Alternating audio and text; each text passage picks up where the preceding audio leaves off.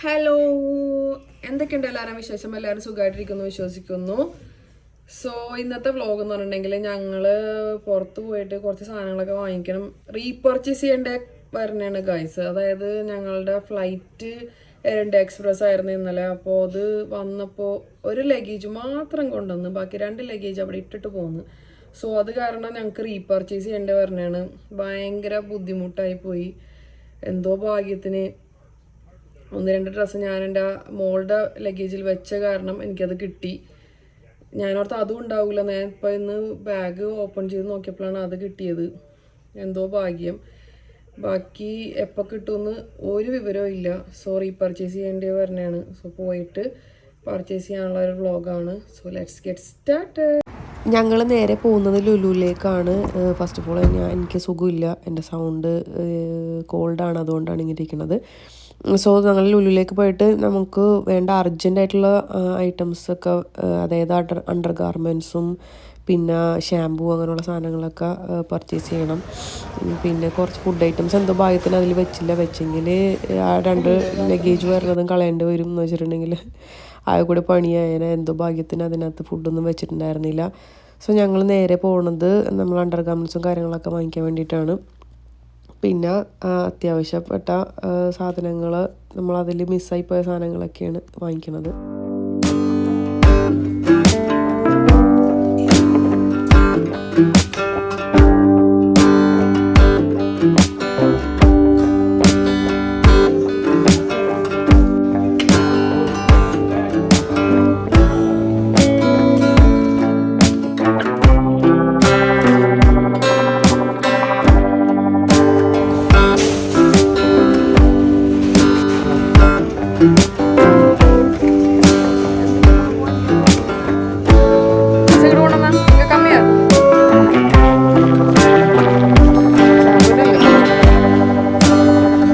ഇതൊക്കെ നമ്മൾ നാട്ടിൽ നിന്ന് വാങ്ങിയതാണ്. ഇതെല്ലാം റീപർച്ചേസ് ചെയ്യേണ്ടി പറഞ്ഞാണ് വീണ്ടും.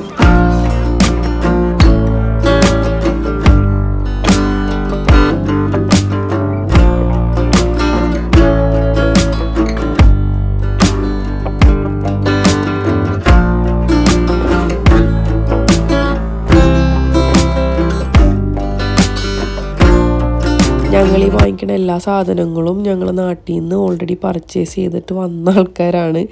സോ ഇതൊക്കെ എല്ലാം ഞങ്ങൾ ഓൾറെഡി ഈ പാനും ഫ്രൈ പാനും കുക്കർ അങ്ങനെയുള്ള കുറേ സാധനങ്ങളൊക്കെ ഞങ്ങൾ പർച്ചേസ് ചെയ്തിട്ടുണ്ടായിരുന്നു ഓൾറെഡി ഇവിടെ വരുമ്പോൾ യൂസ് ആക്കാൻ വേണ്ടിയിട്ട്. പക്ഷേ ഞങ്ങൾക്ക് ഇതില്ലാണ്ട് ഇത് എത്ര ദിവസം കഴിഞ്ഞ് കിട്ടുമെന്ന് ഒരു ഐഡിയയും ഇല്ല, അവിടെ നിന്ന് ഒരു ഇൻഫർമേഷനും ഇല്ല, ഒരു മെയിലും ഇല്ല, മെയിൽ അയച്ചിന് റിപ്ലൈയും ഇല്ല, ഒന്നും ചെയ്തു തന്നില്ല. ഇത്രയും റെസ്പോൺസിബിൾ ആയിട്ടുള്ള ഒരു എയർലൈൻസാണ് എയർ ഇന്ത്യ എക്സ്പ്രസ് എന്ന് ഞാൻ എൻ്റെ സ്വപ്നത്തിൽ പോലും വിചാരിച്ചിട്ടില്ല.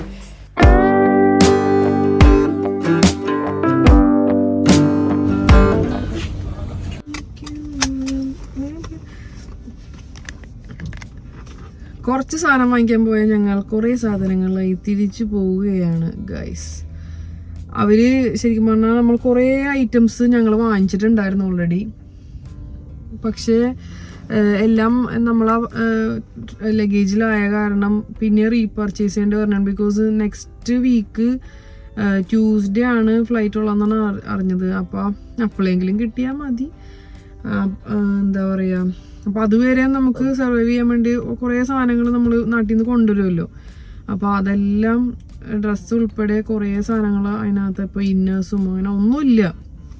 അപ്പം അത് കാരണം ഭാഗ്യത്തിന് 1-2 ഡ്രസ്സ് ഹവാസിൻ്റെ ട്രോളിയിലുള്ള കാരണമാണ് എനിക്കിടാൻ പറ്റുന്നത്. മുന്നാൻ്റെ അത് ഒരു ജീൻസ് എന്തോ ഉള്ളൂ, ബാക്കി എല്ലാ സാധനവും അതിൽ പെട്ട്. എല്ലാം റീപർച്ചേസ് ചെയ്യേണ്ടി വരുന്നതാണ്. എയർ ഇന്ത്യ എക്സ്പ്രസ് കച്ചറ ഫ്ലൈറ്റാണ്. ഇത്ര ഒരു മോശം എക്സ്പീരിയൻസ് ഇതുവരെയും ഉണ്ടായിട്ടില്ല. ഭയങ്കര ഒരു ബുദ്ധിമുട്ടായി മാറി. അങ്ങനെ നീണ്ട ഒരു 10 ദിവസത്തിന് ശേഷം നമുക്ക് ഇൻഫർമേഷൻ ഒന്നും തന്നിട്ടില്ല. ഒരു ലഗേജ് വന്നു, ഒരു പ്രാവശ്യം വിളിച്ച് പറഞ്ഞു. പിന്നെ 2ാമത്തെ ലഗേജിനെ പറ്റിയിട്ട് ഒരു ഐഡിയയും ഇല്ല, അങ്ങനെ വിളിച്ചിട്ട് എടുക്കണമില്ല. അങ്ങനെ ഞങ്ങൾ ഓർത്ത് പോയി നോക്കുക, കിട്ടണമെങ്കിൽ കിട്ടിട്ട് ചിലപ്പോൾ ആ ലഗേജിൻ്റെ കൂടെ മറ്റേത് വന്നിട്ടുണ്ടെങ്കിലോ എന്നൊക്കെ ഉള്ളൊരു ഭാഗ്യ പരീക്ഷണത്തിന് നിൽക്കാമെന്ന് ഓർത്തിട്ട് ഞങ്ങൾ നേരെ എയർപോർട്ടിലേക്ക് പോവുകയാണ്. എയർപോർട്ടിൽ പോയിട്ട് അവിടെ കിട്ടുമോ കിട്ടൂല എന്നൊന്നും അറിയില്ല. അങ്ങനെ ഞങ്ങൾ കുറേ നേരം വെയിറ്റ് ചെയ്തെന്ന് പറഞ്ഞാൽ ഒരുപാട് നേരം വെയിറ്റ് ചെയ്തിട്ട് ഒരാൾ പോലും നമ്മളെ തിരിഞ്ഞു പോലും നോക്കി. വല്ലാത്തൊരു പണിയാണ്. ഞങ്ങൾ കൊച്ചിയിൽ നിന്ന് ദമാമിലേക്ക് വന്നതാണ്. ആ ഫ്ലൈറ്റിലുള്ള ഒരു 80-90% ആൾക്കാരുടെ ബാഗേജ് അവർ കയറ്റി അയച്ചില്ല. ആരായിരുന്നിരിക്കുമോ അങ്ങനെ ഒരു തീരുമാനം എടുത്തിട്ടുണ്ടാവുക, ആൾക്കാരുടെ ബാഗേജ് കയറ്റി അയക്കണ്ടെന്നൊക്കെ. എന്തൊരു അതിൽ ഡ്രസ്സുകൾ, സാധനങ്ങൾ. ഞാൻ ഇപ്പം എൻ്റെ ഫാമിലി ആദ്യമായിട്ട് സൗദിയിലേക്ക് വരുന്നതാണ്.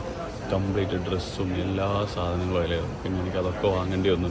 ഇപ്പം ഞാൻ 8-9 ദിവസത്തിന് ശേഷം അവിടെ ഉണ്ടോയെന്ന് അറിയാൻ വേണ്ടി വന്നിട്ട് ഈ പൈസ ഇല്ലാത്തവൻ ചോറിന് വന്ന പോലെ നിൽക്കുന്ന പോലെ ഞാൻ കാത്തു നിൽക്കുന്നു. ഇവിടെ ഒരു സിസ്റ്റവും ഇല്ല. എയർലൈനാണെങ്കിൽ കൊച്ചിയിലേക്ക് ഡയറക്റ്റ് ആകെ എയർ ഇന്ത്യ എക്സ്പ്രസ് മാത്രമേ ഉള്ളൂ, വേറൊരു ഓപ്ഷൻ ഇല്ല. അപ്പോൾ അല്ലെങ്കിൽ കണക്ഷൻ, ഞാൻ നോർമലി കണക്ഷൻ ഫ്ലൈറ്റ് എടുത്തിട്ടാണ് ഞാൻ പോകാൻ വരെ ചെയ്യുക. ഫാമിലിയുള്ള കാരണം മറ്റുള്ള എയർപോർട്ടിൽ പോയി തൂങ്ങി പിടിച്ചിരിക്കേണ്ടതെന്ന് വിചാരിച്ചിട്ട് ആണ് എയർ ഇന്ത്യ എക്സ്പ്രസ് എടുത്തത്. പിന്നെ ഇതാണ് ചീപ്പ് എയർലൈൻ. നമ്മൾ സാധാരണക്കാരായിട്ടുള്ള ആൾക്കാർക്ക് സാധാരണ ഫ്ലൈറ്റുകളിൽ എടുക്കാൻ പറ്റുള്ളൂ. എല്ലാവരും അംബാനിമാരൊന്നുമല്ലല്ലോ.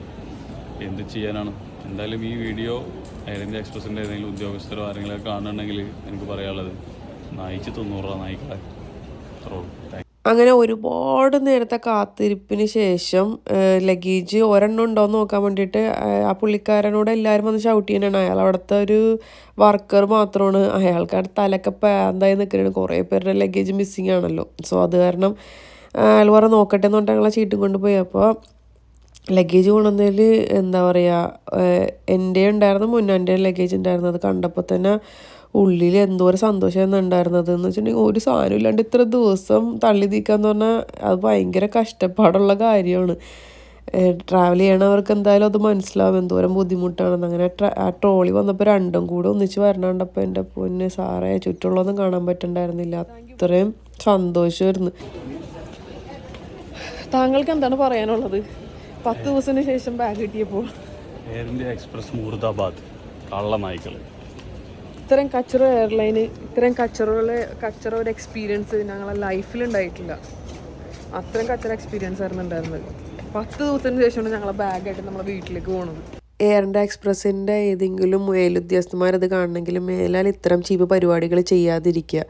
കസ്റ്റമേഴ്സിന് കുറച്ചെങ്കിലും വാല്യൂ കാണാം. അവർക്ക് എന്തെങ്കിലുമൊക്കെ സംഭവിച്ചിട്ടുണ്ടെങ്കിൽ റിപ്ലൈ കൊടുക്കുകയും അവരുടെ ഇൻഫർമേഷൻസ് എന്താണെന്ന് വെച്ചാൽ അവരുടെ അടുത്ത് എത്തിക്കുകയും ചെയ്യുക.